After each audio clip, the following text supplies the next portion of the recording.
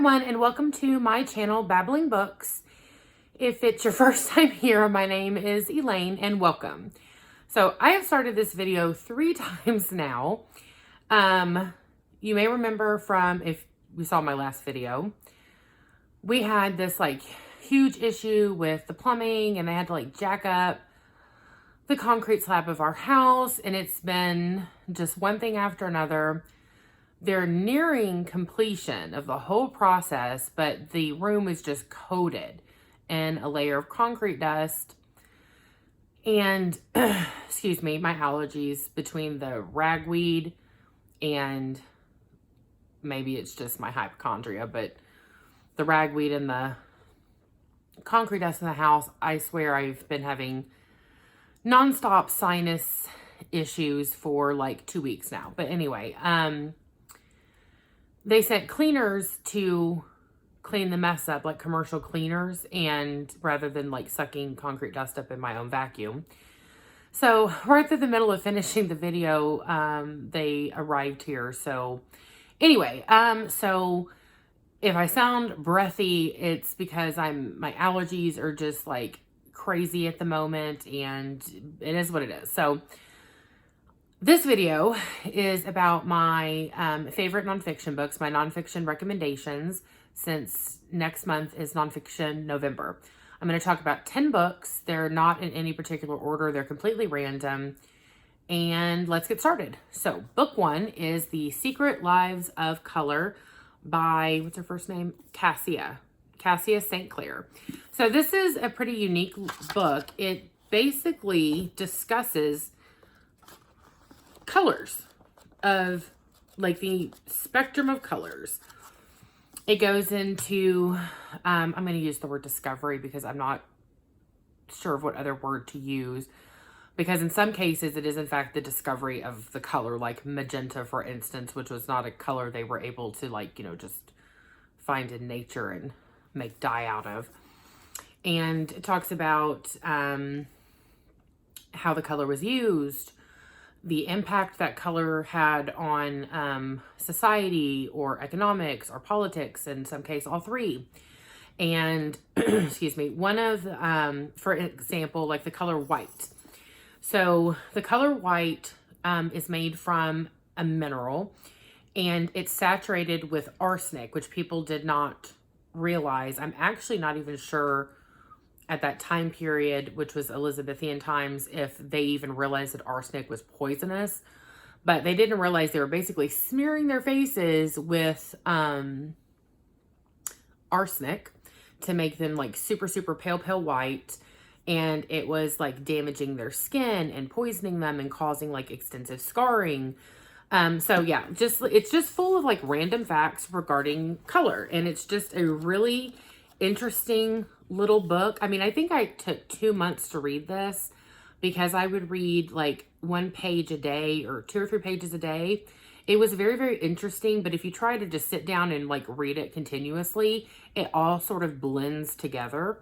But I really do recommend this. I thought it was fascinating, and it's a absolutely beautiful book. I love all the dots, and it's on the whole cover.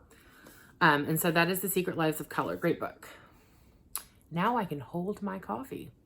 And I'm going to take a sip of it. Helps my throat. Okay, so after that, all of the books are either from the library, some are on my Kindle, and a few of them I have loaned out. And I don't want to dig through my nonfiction section to get some of the ones I still have. So I'm just going to put a picture up here. The first one is called The Midwife by Jennifer Worth. So Jennifer Worth was a midwife in the lower, how did they say it? The East Side slums in London, Lower East Side of London. And it was a very poor area. Jennifer Worth herself, she was like a middle class girl, and she became a midwife. And she and the other midwives stay in a convent that does charity work basically for this part of London. And some of the midwives are nuns and some of them aren't. And you just you know, you get little snapshots into what it was like to be a woman in the 1950s, what it was like to be a midwife in the 1950s, what it was like to live in a convent in the 1950s, what it was like to be a pregnant woman in the 1950s. As a paramedic, I found a lot of the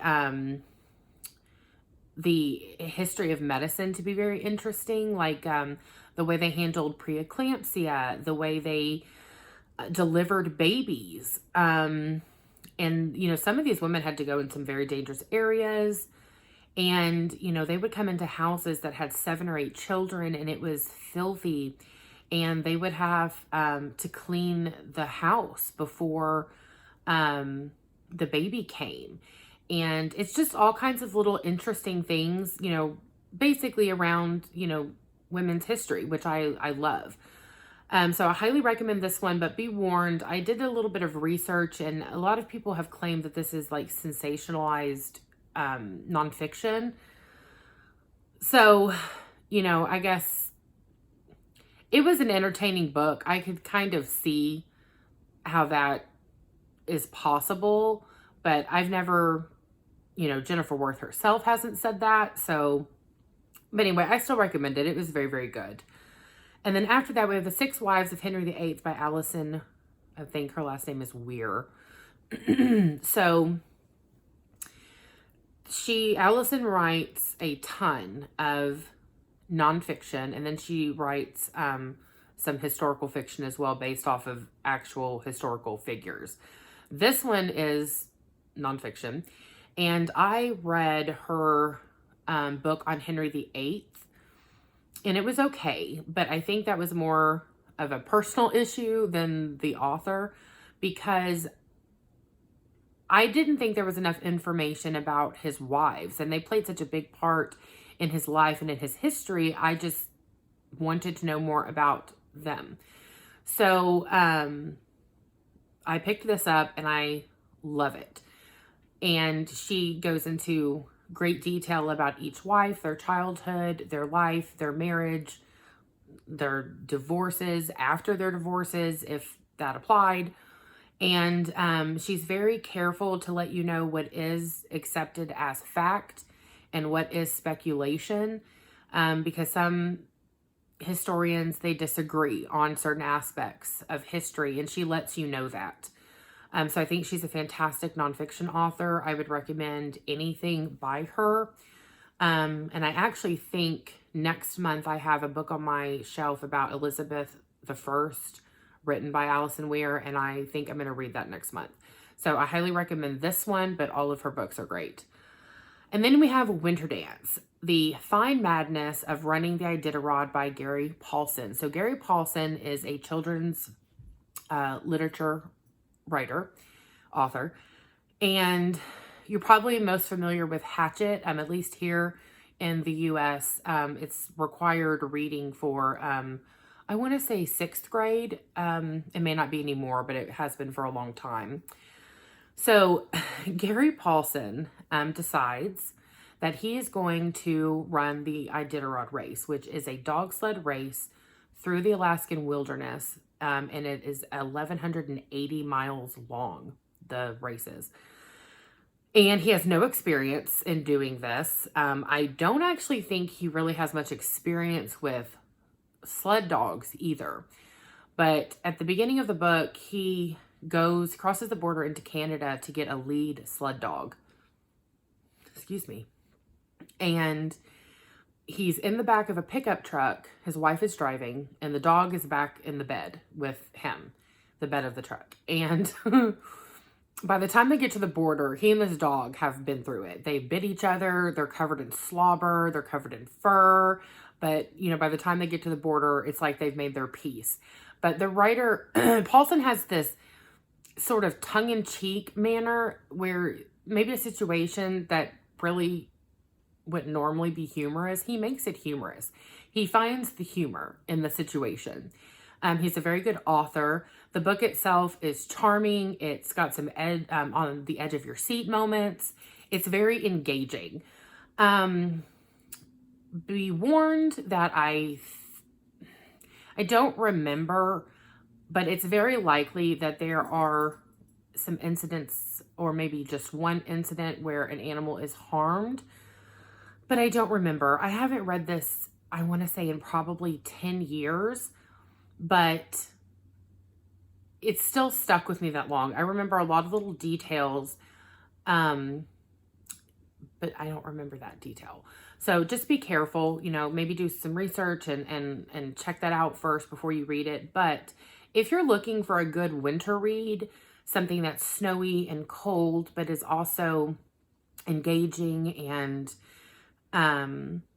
you know, about a man's love for his animals and adventure, this is a great, great book to read. I'm probably going to read this next month too. And then after that, we have 84, Charring Crossroad by Helene, Hanf. So this is a small little book. I think it's maybe about 115 pages. And it's, Helene Hanf is an American woman. She is a screenwriter. And I want to say it was maybe the very late 1940s, but I think it was the very early 1950s when she wrote the letters, which is what this book is. It's a collection of letters. So Helene Hanf writes a letter to a bookshop in London. And the address of that bookshop is 84 Charring Crossroad, which is where the title comes from. And she's looking for certain books that she can't find here in the U.S. And it starts this friendship through letters. And I do want to be clear, the book dealer is a man, but this book is not, there's no romance. It's just a friendship. And for, 15 years, they write letters back and forth to each other. And they discuss literature and their lives and their families and how things are in the U.S. right after World War II compared to how things are in England. Like, for instance, Helene has no problem getting eggs and bread and milk and butter and sausages and ham, but her friends in London still can't access all of the food that they were able to before the war. I mean, they're not like starving, but you know, you're still limited to like 1 egg per person. And they can't find sausages, like things like that, like little treats that they miss. And so she contacts this company, like, I want to say it was a company based in Europe, but I can't remember what country it was. And she contacts them, and she orders this big, huge box of like canned sausages and different things, and she has it sent to the bookshop to be distributed among all of the employees. So just little things like that. So you get little snapshots of what life is like, and it's just a charming, cute, and it's an easy read, but it's just a wonderful little sort of hug of a book. That's how I think of it. It's like, it's snuggly almost, but this is a really good one. And we have An Elegant Madness, High Society in Regency England by, Venetia Murray. I think that's how you say it. So my obsession with the Regency era began in high school when I started reading Regency romances. I love reading about time periods. I want to know like the little mundane details. I want to know what time people woke up and what they had for breakfast and who brought them their breakfast. And I want to know how they acquired clothing. I want to know how they traveled. I want to know what they ate. I want to know what they drank. Just little mundane details that make up a person's life. So I read this. And it does a pretty decent job of answering those questions, but it's a little bit more generalized. So the Regency era was in a lot of ways wild and salacious and just very decadent. And that's what you read about. So if you're interested in the Regency era, this is the best one that I've read so far. It doesn't quite get down to those minute details, but it does a very good job of giving a overall picture. Now, of course, the book does have its faults. People of color are not mentioned at all, even though we know they existed and had a life at that time period. And it does a pretty good job of covering both men and women's lives. And it really focuses, of course, more, as the book says, on high society. So people with money, people with titles, people in high society. So those in lower society, I think maybe, there's a few little things here and there, but they are most certainly not in this book as much. But if you like, what is that show that's just, the show that's been all over the TV? Oh my goodness. The Bridgertons. If you want to know more of what life was actually like for people like the Bridgertons, this is what you need to read. Very, very good book. After that, we have A Feminist Manifesto in 15 Suggestions by Chimamanda Ngozi Adichie. Now, I did not read the entire title because I would butcher that name terribly. So I'm just not going to try. This author, Chimamanda Ngozi Adichie, is one of my all-time favorite authors. I have read everything but, the book that has sun in the title. A Yellow Sun, I believe is what it's called. That's on my bookshelf to read sometime soon. And I haven't read her short story collection, but everything else I read and gave everything a minimum of a 4-star rating. So this is her book where one of her friends said to her, "How can I raise a feminist?" And this was Miss Adichie's answer. And the great thing about this book is that it's a letter written to her friend's daughter. So it's written at a child's level without talking down to them. It's written so that the ideas of feminism are accessible and can be understood for a younger person. So as a mom, I thought that was fantastic. This is a really just short, to the point book about what feminism means, how you can be a feminist, and it's just a great, great book. Her other book I'm going to recommend is called We Should All Be Feminists. This one is written for adults, and it does exactly what it says. It explains why we should all be feminists, what feminism means, why it's important for males and females alike to both be feminists. One of the stories that she tells in here, it's a nonfiction book, but she talks about this time where she went back to Nigeria. She's a Nigerian author. And she went out to dinner with one of her male friends. And when they were done, they went to the valet and he pulled the car up and she pulled money out of her purse and handed it to the valet. And the valet looks at the man she's with and thanks him. So they get in the car and her friend asks her, why did he do that? And she laughs and she says, because I'm a woman and you're a man.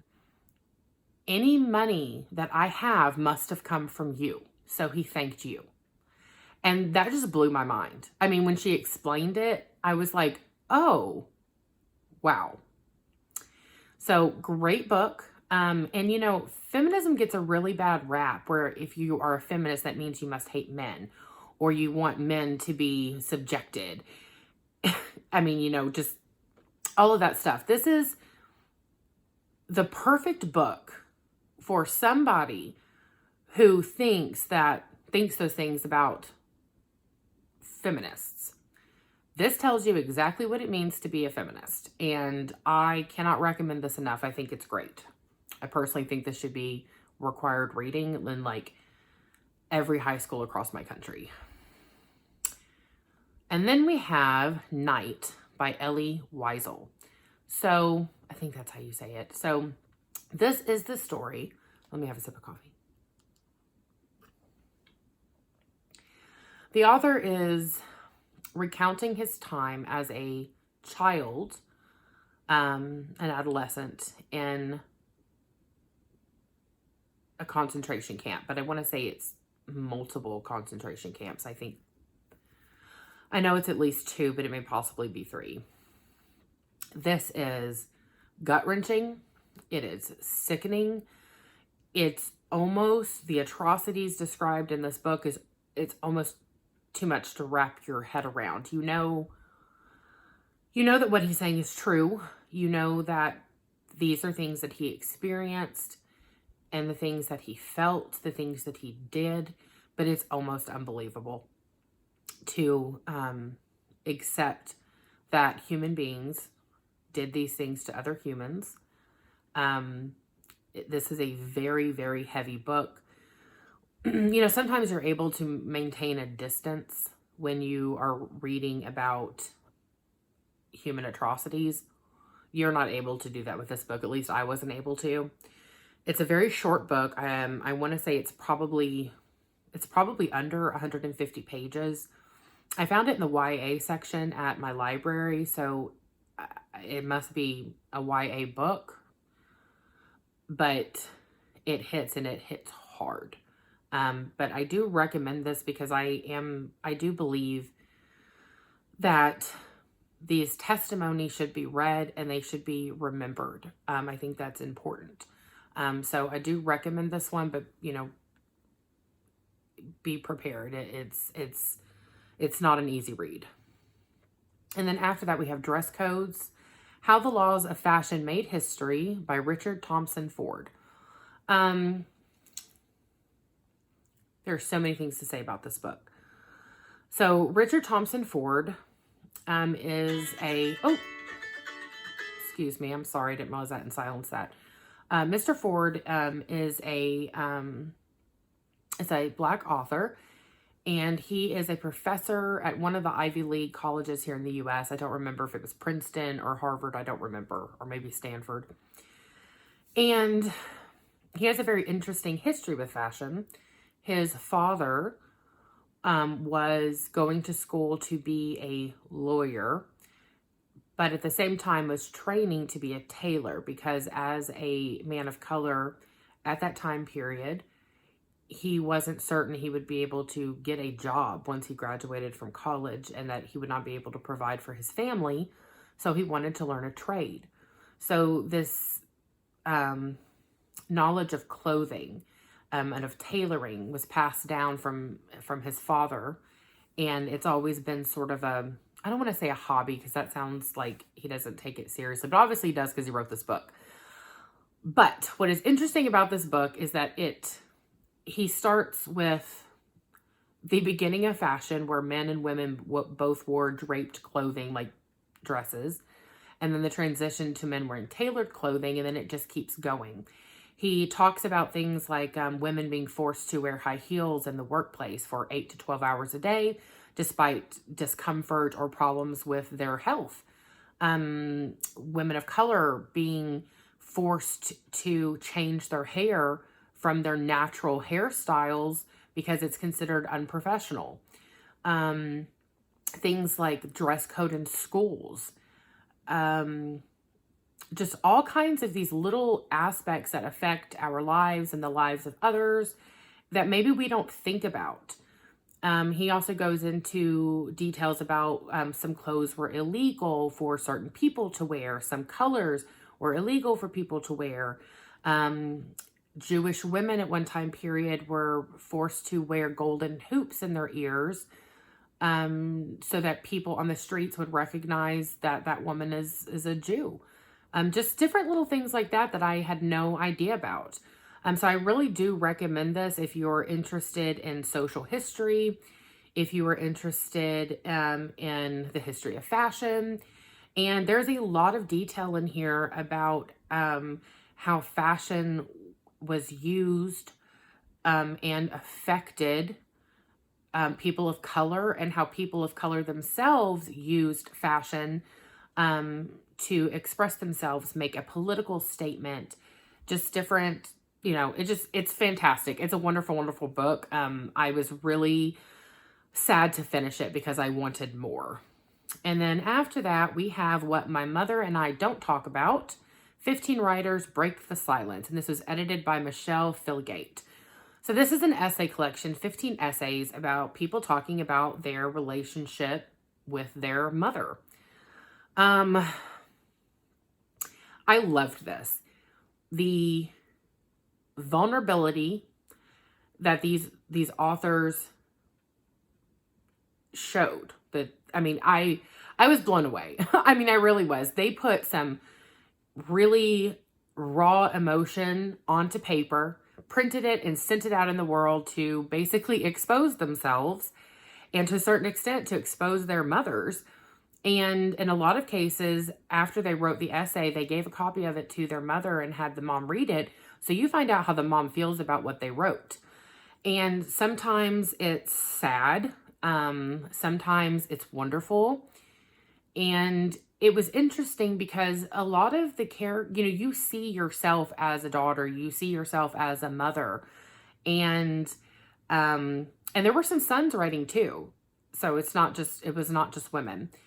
But it was interesting because you would see the transition between this child, the child, even though they may be an adult child, going from seeing this person as their mother to seeing her as a woman, as an individual.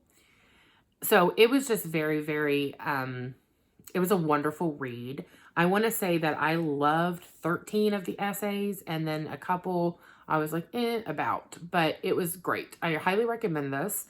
I personally love reading about the relationship between mothers and daughters. So if that's your jam, this one is an absolutely wonderful book for you. The majority of the writers are female. So yeah, great book. Highly recommend. And that's it. If you have any recommendations about women's history, the history of medicine and women's bodies, history of fashion, pretty much a bunch of the different things that I recommended. If you have any recommendations that you think I would love, please comment down below. I will do my best to get a copy of it and read it because I really do enjoy nonfiction. And so now I'm going to talk about the books I'm reading for Nonfiction November. So I'm going to read the Winterdance by Gary Paulsen. I'm going to read that again. I may possibly reread Call the Midwife, but I'm not 100% on that. I am going to read Frontier Women. So this is just basically about the women who, settled in the West. And what I thought was really interesting is that a lot of times when you read historical nonfiction about women of color are left out. But in this one, you can see that it's both. So I'm really hoping this book will address women of color as well as white women who found their way to the West. And then you have Southern Lady Code. This is a collection of essays by Helene Ellis. I read her short story collection in September. It was the American Housewife book. Loved it. Absolutely loved it. So I found this, ordered it, and I read the first essay. I was laughing out loud by page 3. It was hilarious, and I cannot wait to read more of that. And then I'm going to read the pretty one. So this is, it's hard to see. So this book is about a disabled woman and what her life is like. And I haven't read a lot of books with people who have disabilities, so I was very interested in trying that and seeing what that's like. And then I'm reading Hood Feminism: Notes from the Women That a Movement Forgot. So this is a book basically about women of color and feminism. Right up my alley. Really excited to read that one too. So sorry. I'm getting winded again. Thank you very much for clicking on my video. I hope you enjoyed it. Let me know if you've read any of these and what you thought. If you've read any of the books that I'm going to read next month, please give me some recommendations if you have anything. And I hope to see you guys here again. Bye.